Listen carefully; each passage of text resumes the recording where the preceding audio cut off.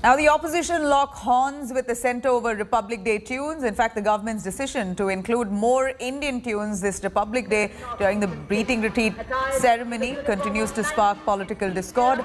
TMC MP Derek O'Brien has tweeted condemning the centre's move. Derek O'Brien says, and I quote, "Thought hard, I have rarely, if ever, heard the hymn Abide With Me in a church or a chapel. Always once every year on a high street in Delhi during Beating the Retreat from the time I was in school.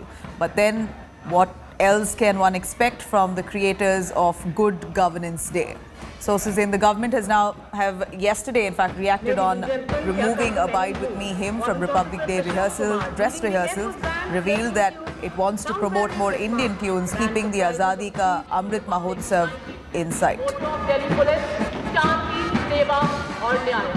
In fact, Derek O'Brien condemning the government, saying what else can one expect. He also further says that it's hardly ever heard in chapels or churches, that he's witnessed this tune, Abide With Me hymn, which was Mahatma Gandhi's favorite tune and was always part of the Beating Retreat as a ritual, which has now been dropped, creating political controversy. Now, Derek O'Brien saying what else can one expect from the government, and says that he's never heard this hymn, Abide With Me, ever in a church or a chapel, always that he's heard it on the high street in Delhi during Republic Day, the Beating Retreat, from the time that he was in school.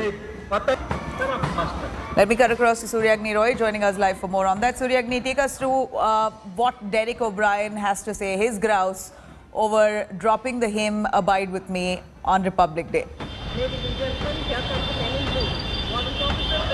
Well, we have seen the tweet of Derek O'Brien, who's a Trinamool Congress spokesperson and also the Rajya Sabha MP of the Trinamool Congress. So, if we just look at the tweet, it clearly states how disappointed he is, because he's clearly stating that the hymn that we are talking about over here, it is something that he has heard at the Republic Day parade way more than that, he has heard it in a church or in a mass.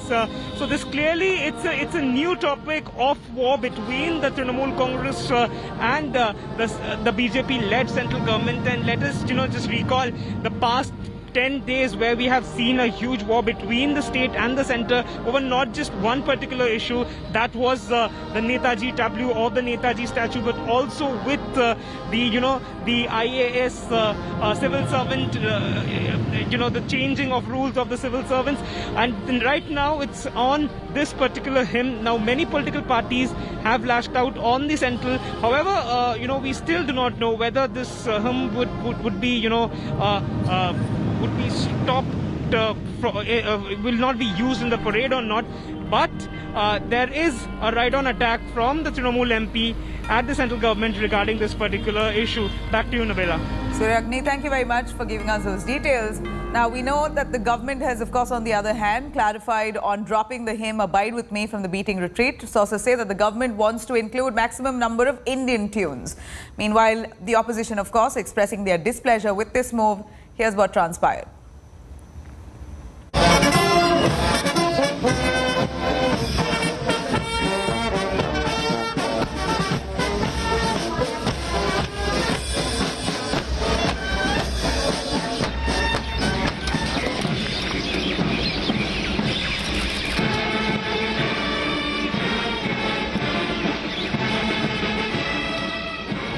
The colonial era hymn, which always dominated Beating Retreat ceremony, to mark the wrapping up of the Republic Day Gala, part of Republic Day events since 1950.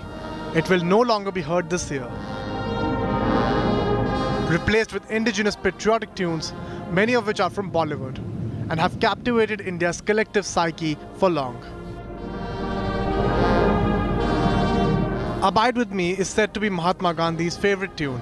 Its omission adds to the list of controversies in run-up to Republic Day, from merging of the eternal flame at Amar Jawan Jyoti to row over alleged exclusion of tableaus of some states, which was denied by the centre. The opposition sees this as a frivolous purge to undermine India's great legacy.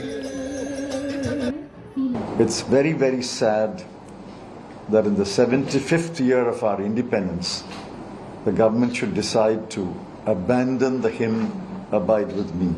It hurts a lot of thinking people, sensitive people. But the move has been defended by the government, sources said. The government wants to include maximum number of Indian tunes.